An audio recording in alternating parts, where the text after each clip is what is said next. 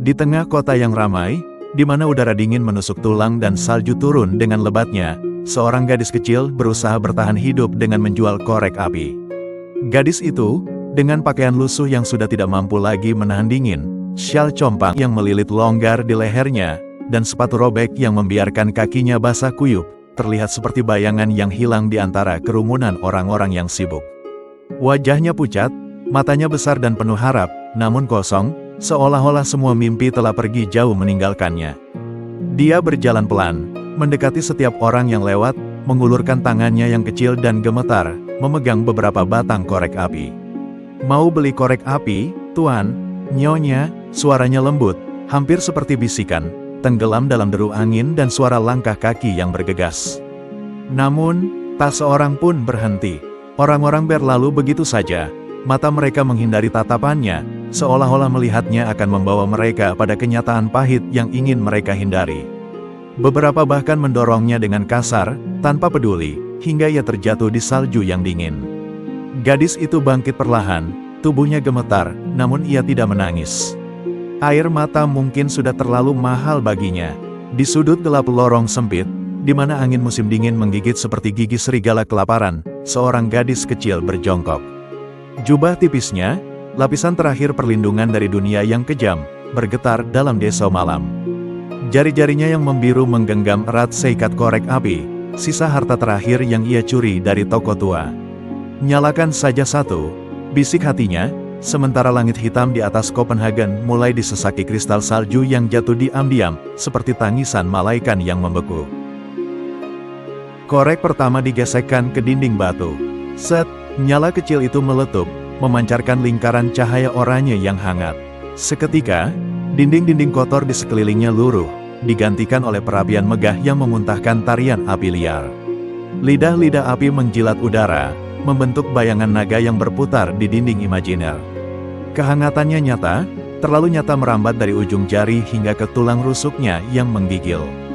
Gadis itu tertawa kecil, mengepalkan tangan di dekat api ilusi, sementara bayangan neneknya yang telah tiada tiba-tiba muncul di dinding, mengayunkan tangan seolah berkata, "Mendekatlah, sayang." Tapi api itu padam, dingin kembali menggigit. Dengan gemetar, korek kedua menyala. Kali ini, ledakan cahaya emas menyapu seluruh lorong, menampilkan sebuah ruang makan kerajaan terbentang, meja marmer sepanjang sungai dipenuhi piring kristal berisi makanan yang berkilauan. Di tengahnya, angsa panggang berlemak, kulitnya kecoklatan, bermandikan madu dan mentega, melompat dari piring perak, mengeluarkan suara klop yang renyah. Aroma kayu manis, cengkeh, dan apel karamel memenuhi udara, menggoda seperti lagu pengantar tidur. Buah anggur bergulingan dalam gerak lambat, memantulkan cahaya lilin seperti bola disko mini. Gadis itu mengulurkan tangan, tapi angsa itu menguap menjadi asap begitu jarinya hampir menyentuh kulit yang renyah. Hanya sisa aroma yang tersisa, dan desisan minyak di udara yang pahit. Korek ketiga dinyalakan dengan napas tertahan. Set, dunia berubah lagi, menampilkan pohon Natal setinggi langit-langit katedral menjulang di hadapannya, dahan-dahannya berhiaskan lilin-lilin kecil yang bernyala. Mainan kayu berputar pelan, peri dengan sayap kaca, kereta luncur perak, dan 100 bola kristal yang memantulkan wajah-wajah anak-anak yang tertawa. Di puncak pohon, bintang emas berdetak seperti jantung hidup. Tiba-tiba, whoosh, bintang itu terlepas, melesat ke atas seperti meteor yang terluka, meninggalkan ekor cahaya kemasan. Suara lonceng perak berbunyi nyaring, menggema dalam tulangnya, seolah memanggilnya untuk terbang bersama. Gadis itu melompat, berusaha meraih bintang itu, tapi kakinya terantuk batu. Korek padam, kegelapan kembali, air mata membeku di pipinya. Dengan tangan gemetar, ia menggesekkan seluruh korek yang tersisa.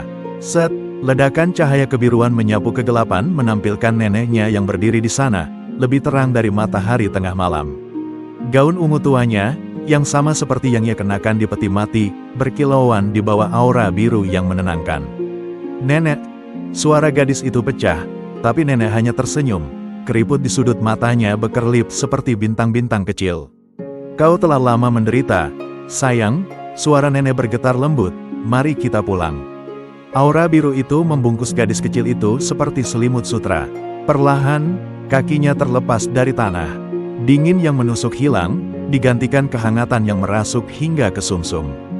Di kejauhan, suara lonceng gereja berbunyi, mengumumkan tahun baru. Tapi gadis itu tak lagi mendengarnya. Ia tertawa, menggenggam tangan nenek yang kini padat dan hangat, sementara mereka melayang menuju bintang emas yang masih bersinar di langit, sebuah meteor yang kini menjadi gerbang. Pagi berikutnya tubuh kecil itu ditemukan di sudut lorong, tersenyum lebar, pipinya merah muda seperti sedang bermimpi indah. Di tangannya, seikat korek api hangus, dan di udara, entah dari mana, aroma kayu manis masih menggantung, bercampur dengan nada lonceng perak yang sayup-sayup.